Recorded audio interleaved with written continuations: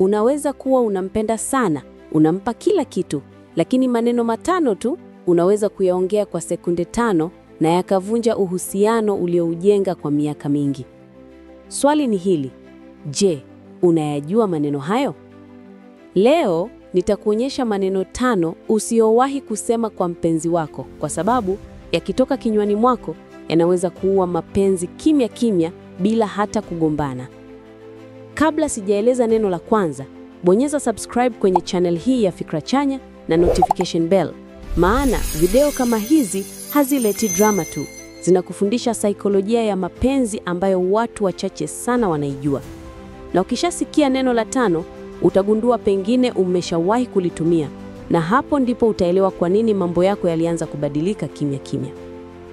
Katika mahusiano, maneno ni silaha. Hayajengwi kwa bahati, yanajenga au yanabomoa. Kisaikolojia, ubongo wa mpenzi wako haukumbuki kila kitu unachomwambia, lakini unajisikia jinsi maneno yako yalivyomgusa. Hivyo, kila neno baya unalotupa bila kujua linachonga maumivu ya muda mrefu. Neno la kwanza: wewe uko kama. Hili ni neno dogo sana, lakini lina sumu ya polepole. Kisaikolojia, linahusishwa na comparison trauma. Unapomlinganisha mpenzi wako na mtu mwingine, ex, rafiki au hata dada yake, unamvunjia heshima ya kipekee. Wewe uko kama dada yako, hata wewe hueleweki.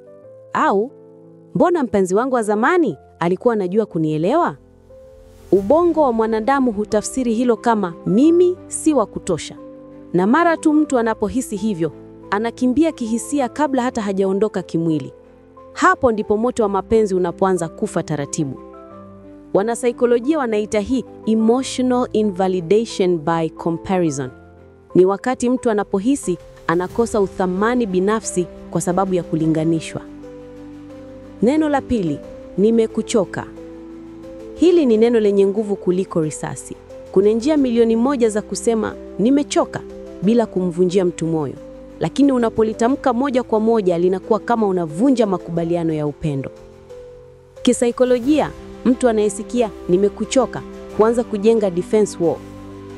Anaanza kujiandaa kwa kuondoka kimya kimya. Anaanza kupunguza mawasiliano, anapunguza touch, hugs au hata kushare siri. Wengine hawapigani, wanatoweka kimya. Uhusiano hauishii pale mnagombana, unaanza kuisha pale mmoja wenu anapohisi kuwa hatakiwi tena. Neno la 3: unaniboa. Hili ndilo neno linaloharibu heshima zaidi kuliko matusi, kwa sababu linatoka kwenye toni ya dharau. Watu wengi hawajui, ukimwambia mpenzi wako unaniboa, ubongo wake unarekodi kwamba hisia zangu hazina maana kwake. Hata kama ulikuwa umekasirika, maneno haya hutuma ujumbe kwamba hutaki kusikia, hutaki kuelewa na hujali. Kisaikolojia, hii inaondoa psychological safety, hisia ya kuwa salama kihisia. Na unapomnyima mtu usalama wa kihisia, hawezi kukupenda kwa uhuru tena. Waheshima katika mahusiano haijengwi kwa maneno mazuri pekee, bali kwa maneno unayoyakataa kuyasema wakati una hasira. Neno la 4: ndo maana hakuna anayekupenda. Hili ni neno la emotional assassination. Ni sumu ya ndani kwa sababu linashambulia utu wa mtu. Unapomwambia mtu ndo maana hakuna anayekupenda, si tu unamkosoa, unamwambia hastahili upendo. Hayo yanajenga emotional wound ambayo inachukua miaka ya kupona. Hata kama utakuja kuomba msamaha, maneno haya yanabaki kichwani. Ubongo una tabia ya kurekodi maumivu ya kihisia kwa njia ile ile unavyorekodi maumivu ya mwili. Kwa hivyo, hata miaka 5 baadaye, mtu anaweza bado kuhisi maumivu ya sentensi moja tu.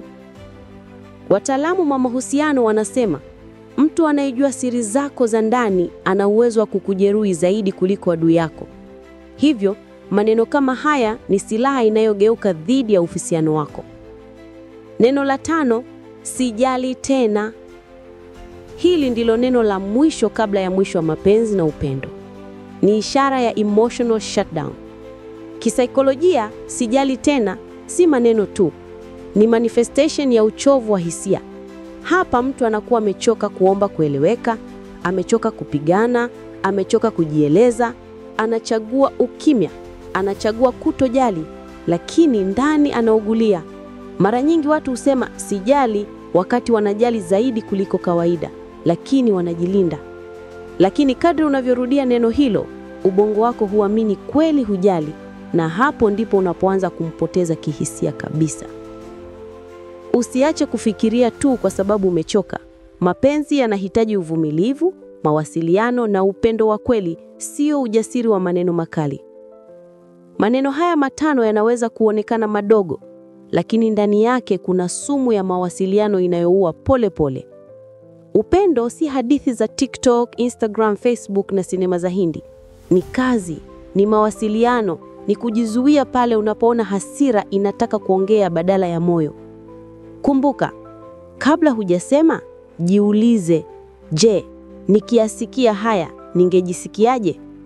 Ukijifunza hilo, utakuwa si tu mpenzi bora, bali mtu wa amani katika mahusiano yako yote. Kama video hii imekufungua macho, usiache kushare kwa mtu mmoja tu ambaye unampenda. Bonyeza like, comment neno nimeelewa chini hapa, na subscribe kwenye channel hii, maana kila wiki tunazungumza siri za kisaikolojia za mapenzi na maisha. Kumbuka, maneno yako yana nguvu zaidi kuliko unavyofikiria. Mapenzi huanza kwa maneno, lakini huishi kwa busara.